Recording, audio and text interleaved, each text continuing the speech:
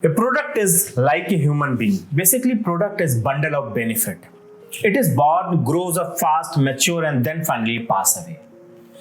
हर product की अपनी एक लाइफ साइकिल होती है और इस वीडियो में हम बात करेंगे कि आखिर एक प्रोडक्ट को अपने पूरे लाइफ स्पेन में कितने स्टेजेस से होकर गुजरना पड़ता है मार्केट में। दोस्तों, इस वीडियो में हम बात करेंगे आज प्रोडक्ट लाइफ साइकिल के स्टेजेस के बारे में और उसके कैरेक्टरिस्टिक्स के बारे में बात करेंगे।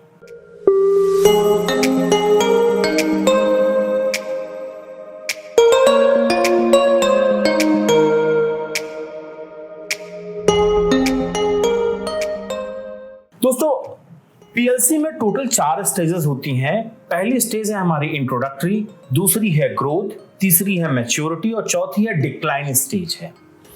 यहां पर जो ग्राफ आप देख रहे हैं, इस ग्राफ में साफ साफ दिखाई दे रहा है कि इंट्रोडक्टरी एक ऐसा फेज होता है जहां पर प्रोडक्ट को लॉन्च किया जाता है, मार्केट में इंट्रोड्यूस किया जाता है। और अगर आप जो नीचे रेड वाला जो कर्व देख रहे हैं, ये शो कर रहा है कि निगेटिव प्रॉफिट, यहां पर कंपनी को प्रॉफिट नहीं होता है। ग्रोथ स्टेज एक ऐसी स्टेज होती है जहां पर धीरे धीरे कंपनी अपने आप को एस्टैब्लिश करती है अपने प्रोडक्ट को मार्केट में और प्रॉफिटेबिलिटी इंक्रीज होती है।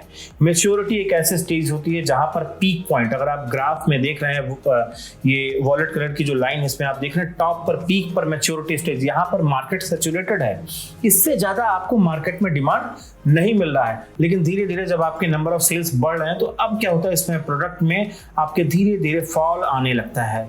और जो हमारी चौथी स्टेज है वो एक ऐसी स्टेज है जहां पर आप कंपटीशन में नहीं है, आपके प्रोडक्ट का डुप्लीकेशन हो चुका है मार्केट में और लोग आपके प्रोडक्ट को उतना एक्सेप्ट नहीं कर रहे हैं, सेल्स भी डिक्लाइन होने लगती है, प्रॉफिट भी डिक्लाइन होने लगता है। और धीरे धीरे कंपनी फिर क्या करती है, या तो प्रोडक्ट को अपनी प्रोडक्ट लाइन से हटा देती है या उसको रीपोजिशनिंग या रीब्रांडिंग करने की कोशिश करती है। ये तो एक नट सेल की बात हो गई। अभी हम बात करेंगे 1 बाय 1 करके इन स्टेजेस की। पहला स्टेज है इंट्रोडक्शन ऑफ द प्रोडक्ट। ये स्टेज 1 है और इस स्टेज में प्रोडक्ट को लॉन्च किया जाता है, लेकिन प्रोडक्ट को लॉन्च करना अपने आप में एक बहुत ही रिस्की फैक्टर होता है, क्योंकि you never know how the market will receive the product. आप जानते नहीं कि मार्केट किस तरीके से प्रोडक्ट को रिसीव करेगा और उसका रिएक्शन क्या होगा प्रोडक्ट को लेकर। There have been numerous failures in the past to make marketers nervous during the launch of the product. The length of the introduction stage varies according to the product. Product के nature के हिसाब से introduction की stage का जो time span है वो plus minus हो सकता है, डिपेंड करता है प्रोडक्ट के नेचर पे। अगर हम इस फेज की या इस स्टेज की कैरेक्टरिस्टिक्स की बात करते हैं तो सबसे इंपॉर्टेंट जो कैरेक्टरिस्टिक्स है, क्योंकि हम प्रोडक्ट को लॉन्च कर रहे हैं तो यहाँ पे हमारा इन्वेस्टमेंट हायर होगा और प्रॉफिट हमारा बहुत ही कम होगा या तो ना के बराबर होगा। नंबर 2, इसमें क्या होगा, मिनिमम कंपटीशन बहुत ही मिनिमल है। यहाँ पर कंपटीशन है नहीं, क्योंकि प्रोडक्ट को अभी लोग जान नहीं रहे हैं, उसके राइवल्स वहां पर बने ही नहीं हैं। कंपनी कोशिश यहाँ पर ये करती है किसी भी तरीके से प्रोडक्ट के डिस्ट्रीब्यूशन को एस्टैब्लिश करे और लोगों के अंदर एक अवेयरनेस क्रिएट करे ताकि प्रोडक्ट को अडॉप्ट किया जाए। कंपनी कोशिश करती है कहीं ना कहीं वो प्रमोशन करके अपने टारगेटेड कस्टमर के अंदर एक अवेयरनेस और प्रोडक्ट की डिमांड को इंड्यूस कर सके। These are the certain characteristics of the introductory stage. तो स्टेज नंबर 2 है वो हमारा है ग्रोथ ऑफ द प्रोडक्ट। जब हमारा इंट्रोडक्टरी फेज खत्म होता है तब कहीं जाकर हमारा ग्रोथ वाला जो फेज है प्रोडक्ट लाइफ साइकिल का वो स्टार्ट होता है। और इस फेज में क्या होता है, जो आपने इन्वेस्टमेंट किए अपने प्रोडक्ट पर उससे आपको कुछ रिटर्न मिलना शुरू हो रहा है। कस्टमर आपके चैनल्स को रिस्पॉन्ड करना शुरू कर रहे हैं। There is a better demand in a market and slowly the product starts showing profit. Compare अगर हम करेंगे ग्रोथ फेज से, तो ग्रोथ फेज को इंट्रोडक्शन के फेज से, तो मार्केट में रिस्पांस बेहतर मिलेगा, प्रोडक्ट की डिमांड बढ़ रही है। अगर डिमांड बढ़ेगी तो ऑटोमेटिकली कंपनी का जो प्रॉफिट का अमाउंट है, जो रेशियो है, वो भी क्या करेगा, इंक्रीज करेगा। कैरेक्टरिस्टिक्स की अगर मैं बात करूं ग्रोथ स्टेज की, तो प्रोडक्ट सक्सेसफुली लॉन्च हो गया क्योंकि हम ग्रोथ में आए हैं, तो हमने रिस्क जो फैक्टर हमारा इंट्रोडक्शन फेज में था उसको हमने ओवरकम किया।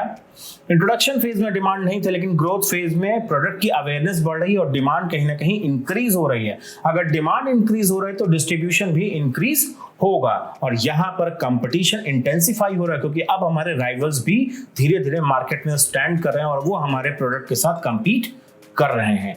और यहां पर कंपनी क्या करती है, company just try to introduce some secondary product और support services for the better growth of the product as well as company.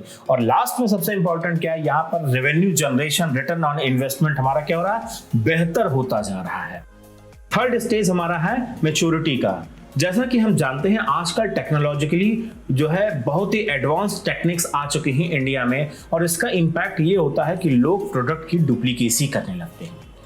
Market में प्रॉब्लम ये भी आती है कि आपका ऑलरेडी डुप्लीकेट प्रोडक्ट तो है ही, और साथ में अदर जो आपकी राइवल्स कंपनीज हैं वो सेम फीचर्स और कैपेबिलिटीज के साथ एक प्रोडक्ट लेकर आते हैं जो आपके प्रोडक्ट की तरह ही होता है।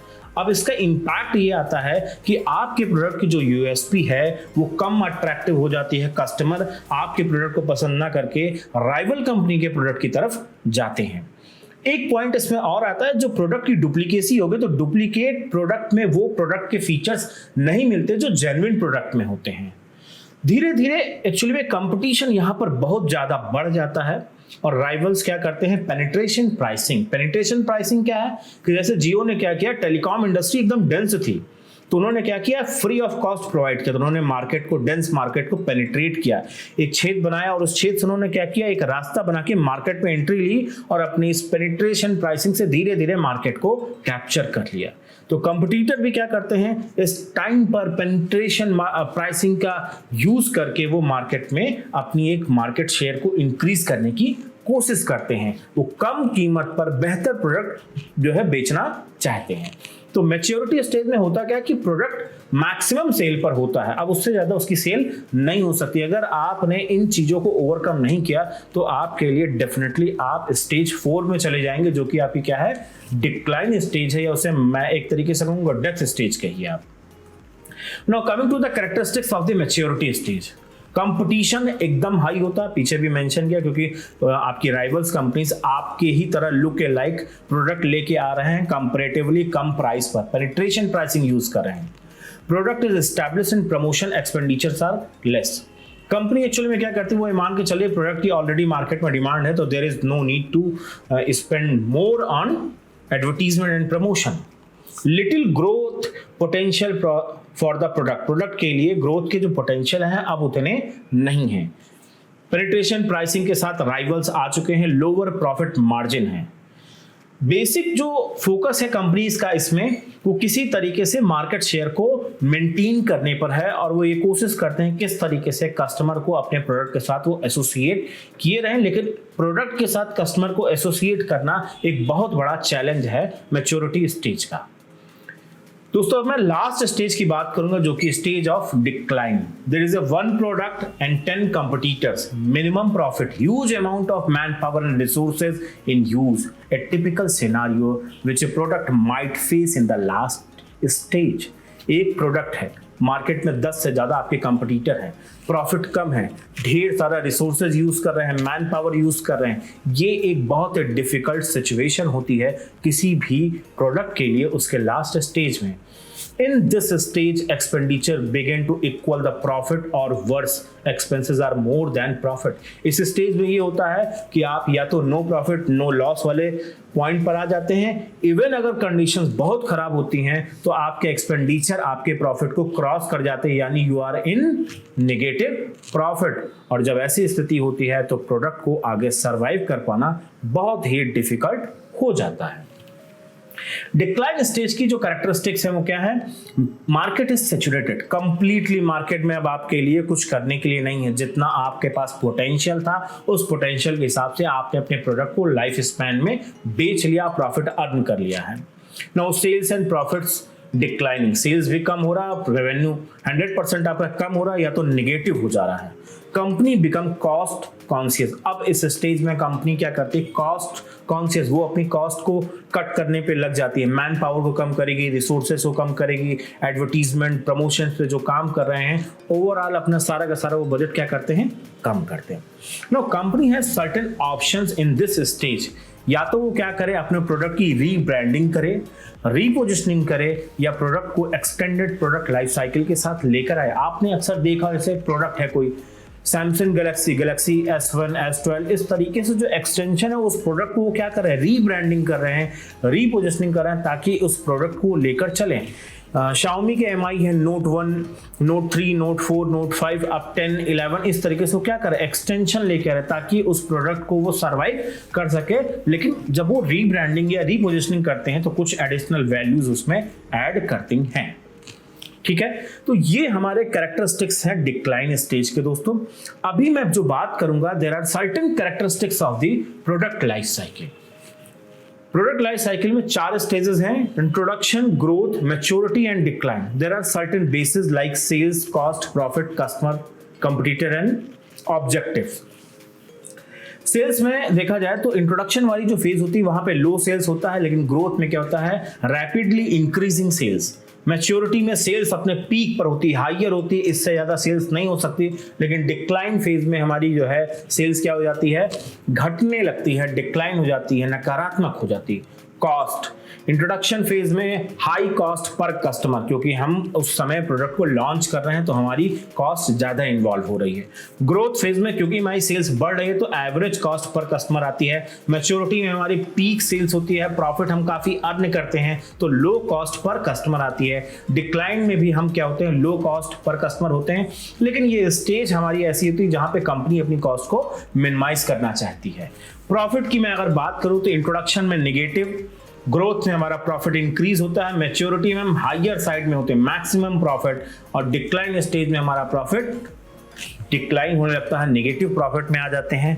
कस्टमर, इंट्रोडक्शन फेज में हमारे होते हैं इनोवेटर्स। अगर आपने डिफ्यूजन ऑफ इनोवेशन का कॉन्सेप्ट पढ़ा हो तो उसमें ऐसे कस्टमर होते हैं जो इनोवेटर्स होते हैं, जो नए प्रोडक्ट को तुरंत एडॉप्ट करते हैं। ग्रोथ फेज में अर्ली एडॉप्टर्स आते हैं। अर्ली एडॉप्टर्स वो होते हैं जो कि इनोवेटर्स के ठीक पीछे आते हैं। इनोवेटर्स का जो परसेंटेज है वो सिर्फ 2% है।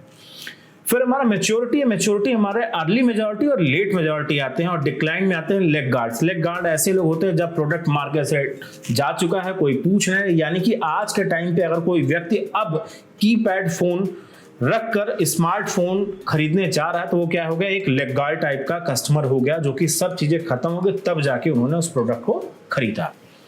कंपटीटर, इंट्रोडक्शन फेज में फ्यू कंपटीटर्स हैं, ग्रोथ में हमारे कंपटीटर्स इंक्रीज करते हैं। मैच्योरिटी में हमारा जो कंपटीशन या कंपटीटर का नंबर होता है वो स्टेबल हो जाता है और धीरे धीरे घटने लगता है।